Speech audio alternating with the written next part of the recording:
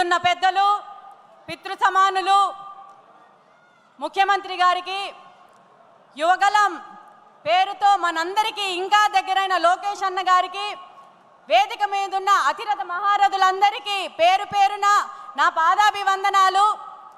అలాగే రాష్ట్రం నలుమూలల నుంచి కడప మహానాడుకి వచ్చిన ప్రతి ఒక్కరికి పేరు పేరున కడప కోడలిగా మీ అందరికీ స్వాగతం పలుకుతున్నాను. అందరికీ ప్రతి ఒక్కరికి నమస్కారాలు తెలియజేసుకుంటున్నాను.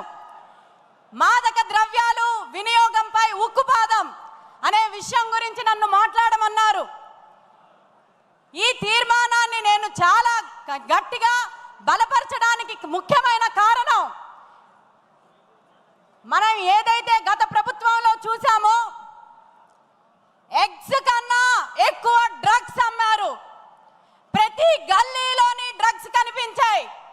ప్రతి విద్యార్థులు ఎవరైతే ఉన్నారో వాళ్ళకి చాలా సులువుగా డ్రగ్స్ అలవాటు చేసి వాళ్ళ జీవితాల్ని నాశనం చేయడం జరిగింది. గత ప్రభుత్వం విద్యార్థుల జీవితాలతోటి ఈ మాదక ద్రవ్యాలను అడ్డం పెట్టుకొని వాళ్ళ జీవితాలతో ఆడుకోవడం జరిగింది. ఇది దృష్టి పెట్టిన ముఖ్యమంత్రి వర్యులు గారు ఆయన నారా చంద్రబాబు నాయుడు అనే నేను అన్న మాట దగ్గర నుంచి ఫస్ట్ థింగ్ డ్రగ్స్ అరికట్టాలని దృఢ సంకల్పంతో ఈరోజు మనకి anti drug narcotic task force eagle ఏర్పాటు చేశారు. సోదరులారా, సోదరీమణులారా, మీరందరూ గుర్తుపెట్టుకోవాలి, మన పిల్లలు భవిష్యత్తు బాగుండాలంటే మాదక ద్రవ్యాల నుంచి దూరం ఉండేటట్టు మనం ఇంట్లో నుంచి ఫస్ట్ వాళ్ళకి సూచనలు ఇవ్వాలి. గంజాయి అనేది ఈరోజు విచ్చలవిడిగా రాష్ట్రంలో ప్రతి ఒక్క దగ్గర ఉంది. కానీ మన ప్రభుత్వం వచ్చిన తర్వాత అది కంప్లీట్గా అరికట్టడానికి చంద్రబాబు నాయుడు గారు, లోకేష్ గారు, అలాగే మన హోంమంత్రి అనిత గారు 100 days అని ఒక కార్యక్రమం చేయడం జరిగింది. మీకు అందరికీ నేను విన్నపం చేసుకుంటున్నాను. ఒక తెలుగు బిడ్డగా మిమ్మల్ని అందరినీ మీకు మళ్ళీ చెప్తున్నాను, దయచేసి పిల్లలు ఎలాంటి భవిష్యత్తులో పెరగాలన్నా కూడా మీరు ఒక దృష్టి సాధించండి.